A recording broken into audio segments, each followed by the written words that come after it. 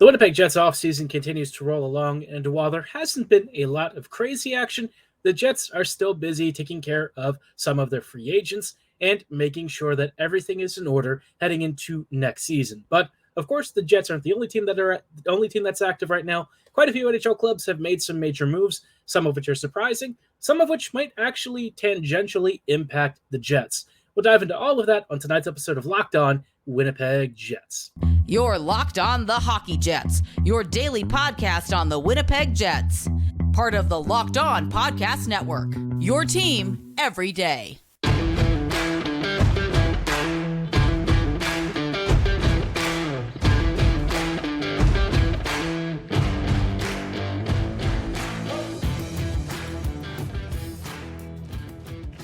Hello, friends, and welcome to tonight's episode of Locked On Winnipeg Jets, part of the Locked On Podcast Network, your team every day. I'm your host, Harrison Lee, an avid Winnipeg Jets fan and an online blogger. You can follow me on Twitter at HLLivingLoco and at LO_Winnipeg Jets. As always, thanks for making Locked On Jets your first listen of the day every day. If you like what you're hearing, be sure to like, follow, and subscribe on all of your favorite podcasting platforms and YouTube. Doing so, of course, is completely free of charge and ensures you never miss another episode. But most of all, we just love and appreciate your support. Tonight's episode is brought to you by FanDuel Sportsbook, official sportsbook of Locked On. Make every moment more and visit FanDuel.com/LockedOn today to get started. Now, like I said, obviously the Jets have made some moves. You can see on the right there, Kupari is coming back for 2 years at $2 million, right? So $1 million per season, a nice little short bridge contract. And I think what kind of works out with the Jets here is that Kupari, right? He was kind of one of the guys that was just sort of thrown into the Dubois deal, but I feel like that might undersell him a little bit. He's kind of, for me, like an interesting sleeper player. I could imagine him kind of having like the barren trajectory where maybe, the first couple of seasons in the NHL, things haven't quite come together for him. But over the past, I would say, season or so with the Kings, he really carved himself out a nice bottom six role and even occasionally showed some flashes of higher level skill, stuff that makes you think, well, maybe there's a little bit more to Kupari's game than, just being a guy who might be considered like a third or fourth line grinder. And he's not really that kind of guy anyways. He's a nicely skilled two-way player with some finesse, legitimate passing and beautiful edge work, stuff that, with some time in development or, maybe just more comfort in ice time, he might be able to take advantage of. He's been pretty productive at the minor league level. While it hasn't, again, really translated into big NHL success, maybe there's a chance for him now to kind of show a little bit more with the Jets than he was able to with the Kings. And that's not a guarantee. You're probably going to have a guy who is, like a bottom six player. But generally speaking, right, compared to some of the other depth players the Jets have had over the years, Kupari seems pretty nice. I'm intrigued to see what he does this year. I wouldn't mind, maybe testing him out in preseason a little bit. See if there's a little bit extra juice in the tank. I feel like there is a very interesting player there if he starts to live up a little bit more to what he was, drafted to be, right? And I'm not saying that where he was taken, he was like a mid to late first rounder. I want to say it was like around 18th overall, if I recall correctly. You're not really expecting all of those picks to make the NHL. And in fact, out of the top 10, it's often less likely that guys are really going to make it. But Kupari, at least in the present time, right, for $1 million for 2 years, I mean, you really can't go wrong. $1 million per season for a guy who will likely do some PKing work, maybe even contribute 25, 30 points during the season. That's not the worst, right? That's pretty good value. So good business for the Jets. I like it. And looking at the rest of the Jets free agency that they still have to kind of take care of, there are a couple of other free agents that I think they really want to prioritize. One of them is probably Logan Stanley. Stanley, the only reason I would say that you're really bringing him back is to potentially move him to another team. I just feel like he needs a change of scenery. I don't really feel like he's been anything that the Jets really need to rely upon. He wants more ice time. He really isn't going to get it. And so it just makes sense for a team that's maybe looking for some depth defensive help to shift him for, maybe another forward or something. I mean, Stanley seems to be valued highly by some random teams out there. I don't know if that's really still accurate these days, but maybe somebody overpays for him. Maybe you even get a pick out of it. Whatever it is, I don't even care. just find him a place where he can actually play, because at this point, it really shouldn't be with the Jets. The other guy that the Jets are going to want to figure out what to do with is Declan Chisholm. And of course, with him, the situation's a little tricky because he is, one of those guys who's now waiver eligible. And for the Jets, that's going to be a problem. A player who obviously shows a lot of talent and promise, but might not be ready for the big leagues yet. I feel like Chisholm, to me, still has, some seasoning that he really needs. And maybe his game is just always going to be one of those things where you sort of understand his chaos and offensive ability are enough to sort of stomach, right? You have a player who could comfortably be maybe a really nice third pairing defender, maybe somebody who can quarterback a power play, but maybe you want to limit the minutes a little bit with, right? I don't think he's nearly as polished as Heinola. He still has really exciting raw potential, and I feel like in terms of some real offensive spark at the pro levels, especially in the NHL, he could definitely provide that. But you just sort of have to imagine that he might have some moments where he kind of reminds you of Neil Pionk, and whether you're willing to take that and deal with it, or if you feel like there's a better opportunity for him to find it elsewhere, maybe you move his rights or find him a new place, just because right now the Jets have a bit of a logjam. And even if they didn't, I don't know for me if I'm quite ready for him to take a lot of NHL duty. But by the same token, it also wouldn't hurt to see what he's capable of. This could be a year for him to compete for a spot in camp. So we'll see how that goes. But generally speaking, the Jets don't have a lot left in free agency, and they also don't have a ton of cap space. So Winnipeg, if they make some trades, might have more room to maneuver. But as of right now, we're probably just looking at the Jets wrapping up a few RFA kind of signings, and that is generally it. But later in the episode, we'll talk about what the Jets may still have in store, and if it is going to be something really worth getting excited about, or if, the summer of Chevy is ending a little bit prematurely. But even though the Jets may not be as active as a lot of the rest of the league is concerned, they have made quite a few moves with a lot of major teams out there, and we'll dive into some of the most interesting and more curious transactions that we've seen over the past week or two in just a little bit. But before we go any further, I did want to shout out our friends and partners at FanDuel. Take your first swing at MLB on FanDuel and get 10 times your first bet amount in bonus bets, up to $200. That's right, just bet $20 and you'll land $200 in bonus bets, win or lose. That's $200 you can spend betting everything from the money line to the over-under to who you think is going to hit the first home run. And maybe if you're a Jays fan, you want to predict where the Jays are going to finish in the postseason seeding. Or if you're an Orioles fan like me, maybe you want to cast a bet on if you think the O's are going to have enough in the tank to finish at the top of the AL East at the end of the season. But no matter what you're choosing or who you root for, you can do so all on an app that's safe, secure, and super easy to use. And when you win, you get paid instantly. And who doesn't love that? There's no better place to bet on MLB than FanDuel, America's #1 sportsbook. Sign up today and visit FanDuel.com/lockedon to get up to $200 in bonus bets. That's FanDuel.com/lockedon. FanDuel, official partner of Major League Baseball.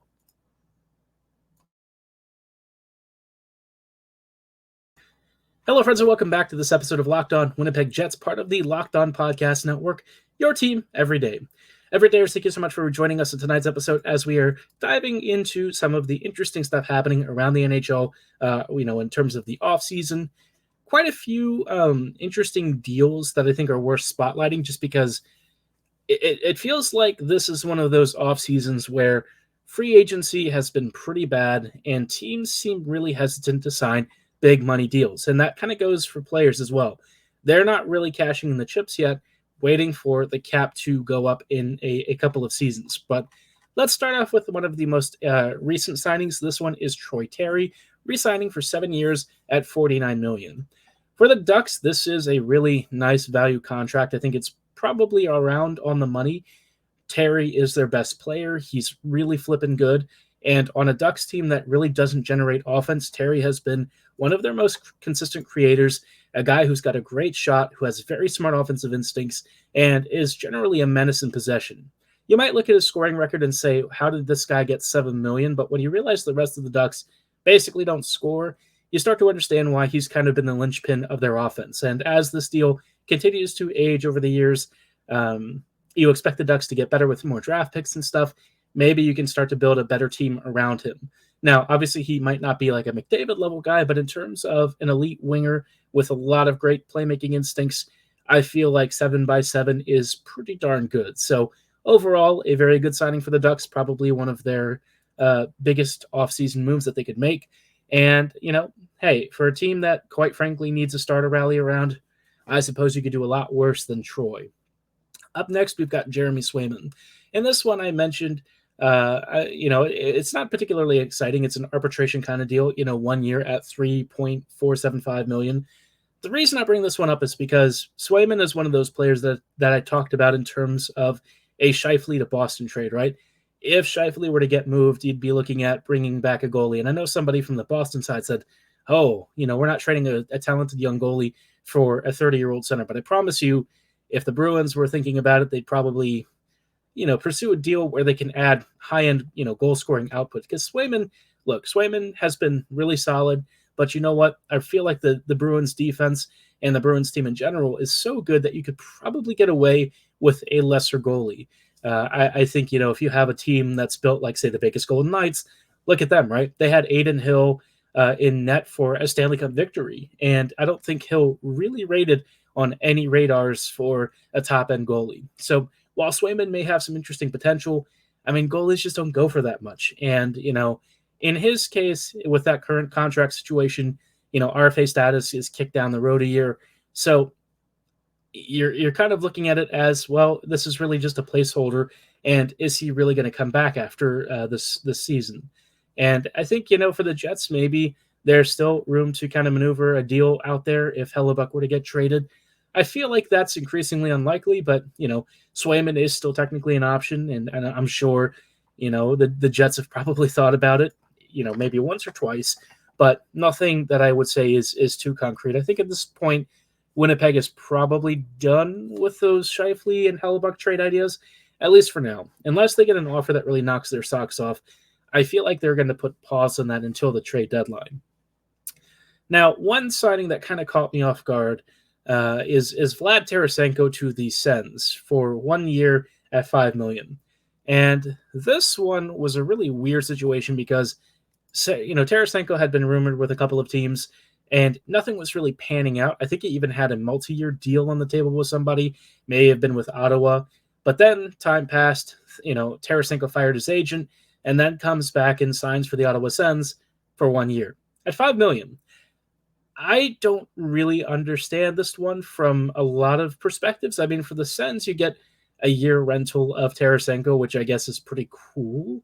But Vlad at this stage of his career is just not really what he once was, right? That lethal elite finisher who could just dominate play in the offensive zone. He doesn't do that as much. And so, in terms of like name brand recognition and stuff, Tarasenko is an easy sell, and he certainly has some skill to be pretty effective on the power play, maybe even at even strength, right? Maybe he has a little bit of a rejuvenation to his career, but the long injury history, declining performance, and age, I feel like all of that for me makes this kind of like an okay, interesting signing, I guess. If it had been if it had been a bit of a multi-year deal, I think that's where you'd start to really raise eyebrows. Not because Tarasenko isn't a good player, but because at his age and with the history that he's had, you'd start to wonder how much he really has left in the tank. But for a season, right, this feels like a low-risk, can't really go wrong with it kind of deal. And if all else fails, you can probably trade him at the trade deadline at retained salary, right? But as it is, one of the more interesting deals that I've seen just because of the weird circumstances that surrounded it. But I guess the last signing that's maybe worth calling out, and one that kind of, it's interesting. It's Sebastian Aho signing for 8 years at $78 million. This one, I feel like, Aho, some people have said that maybe he's been a little bit disappointing. Maybe he hasn't lived up to expectations. I feel like Aho has been everything the Canes have possibly wanted: an elite scorer, a great playmaker, and you now lock him up for, well, basically the duration of his career. I would say that this is probably going to carry him into his early 30s. This is kind of the big payday that he was really going for. And now the Canes have their, I guess, captain material player locked up for the foreseeable future. He's going to be, their go-to offensive force. I still wonder, though, if the Canes are looking for elite finishing at some point. Because, like, Aho, Svechnikov, those guys are all really good at what they do. But, they could still use, like, a Kyle Connor or something. So maybe the Canes keep, sifting around the piles to try and find something. I don't know. They seemingly have had a great team for years now, but getting over that Stanley Cup hump still seems to just evade them a bit. Partly because of the conference, partly because maybe, they have some particular vulnerabilities that opponents have been able to exploit late in the postseason. But obviously, plenty more offseason moves to go through. We'll talk about a few more on tomorrow's episode. But in just a little bit, I kind of want to talk about how the rest of the offseason for the Jets is likely to go. Hello, friends, and welcome back to this episode of Locked On Winnipeg Jets, part of the Locked On Podcast Network, your team every day. Thank you so much for joining us on these final moments of tonight's episode of Locked On Jets. I just wanted to take a few minutes to talk about the rest of the Jets offseason because it's been relatively quiet. Winnipeg is mostly doing RFA signings right now, which, you really don't hate. It's important to take care of business, and looking at the contracts that the Jets have handed out, Winnipeg is definitely saving a bundle of cash over the next year or two, which in the short term, it's great value. Obviously, long term, we've talked about the Velarde deal maybe being a little bit of a concern, but let's just kind of ignore that. Like I say, do tomorrow. We'll worry about that at another time. In the meantime, I think the biggest thing for the Jets is figuring out the defense. The forward core is pretty solid, but the defense continues to be a bit of a problem. You've got Josh Morrissey, who's elite, and then you've got, Dylan DeMello, who's a really solid top four defender. And then after that, things kind of start to get a little bit hairy. Dylan Sandberg proved last year that he's a really quality second pairing guy and somebody that I think the Jets should rely on even more. But after that, you've got Nate Schmidt and Neil Pionk. And the big problem right now that the Jets are kind of facing is that's like almost $11.5 million in cap space that's eaten up by two players who are maybe giving you about $4 million in value of cap space, right? And I love them both. I know that they're really nice guys. At one point, Schmidt was a great player. Pionka's had a really good time with, the bubble playoffs and everything. We remember when he shut down McDavid repeatedly. But for the Jets, I think it's really critical to try and find some cap space somewhere, right? Whether you have to move Brendan Dillon at $4 million or move Schmidt or Pionk by paying somebody. In Schmidt's case, I think Pionk might still have some really good trade value, but I don't know if the Jets are really interested in doing that. And for Winnipeg, this is kind of like an opportunity cost thing, right?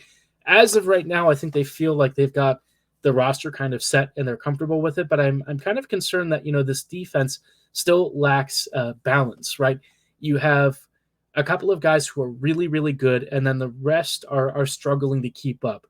And, you notice the lack of foot speed, the poor decision-making under pressure, the lack of passing ability. The Jets really need to prioritize making that blue line a lot more efficient and effective. And I feel like if they don't do that this offseason, it's going to be a problem heading into this coming year. And look, I'm not trying to say that this offseason hasn't been a big improvement for the Jets. I think Winnipeg did really well in the Dubois trade. I think that they've made some really good signings. I think in terms of the contract structures and values, for the most part, given where the situation is, they've done okay. But this defense still, for me, is a huge worrying spot heading into next season. And like I said, it's not because the defense is particularly awful. I think it's actually okay enough to get by, but I feel like with some really smart changes and moves, you could get this team to an even higher state, a much better point. And Winnipeg just hasn't really shown that they're really looking all that deeply other than like Travis Sanheim. But the Sanheim thing died on the vine. So that's dead, not happening. And Winnipeg is now kind of, I guess, waiting for something with Scheifele and Hellebuck. I feel like until they know for certain how that's going to go, they're not going to really make any drastic alterations to the roster. And my guess is they intend to keep them heading into this coming year. And like I said before, if their objective is to win games and stuff, I'm not going to be upset about it. I think we all know that getting mad about this team doesn't really mean anything anyways. You just sort of stress yourself out, and eventually you have to accept that things are not going to go the way that you hope. And I think with Winnipeg, generally speaking, I've been okay with this offseason, even happy about it at parts. But I feel like there's still another step for the Jets to take, and I feel like they're not going to take it. So You know, excuse me. As these weeks roll on, we'll keep an eye on what Winnipeg is thinking. Maybe they make some changes as the market continues to shift. I kind of wonder at the end of it if Hellebuck and Scheifele don't just resign, and that's kind of how it ends, right? I think the market for them is going to be really hard to find trade partners, let alone partners who will actually want to extend them. And for Mark and Connor, there's not going to be many teams who are going to go near where they're asking for in term and contract salaries. So a lot for both players and teams to think about, and for us to continue to muse about as the weeks roll on into what's going to be preseason here pretty soon. I'm kind of looking forward to it. Preseason is always when the hype for me starts to build. I don't always watch the games, but I start getting excited about seeing more prospects, getting NHL reps, and maybe some guys who are fighting for spots. So a lot to get excited about. We'll probably start talking about preseason here over the next few weeks. But for tonight's show, that is going to be all the time that we have. I know that I did promise a special guest. I promise it's still happening. It's going to be on Friday, but we just had to reschedule because, our special guests timing didn't exactly work out, but we will have that interview later this week. So stay tuned. And as always, thanks so much for listening. Have a great night, and go Jets, go.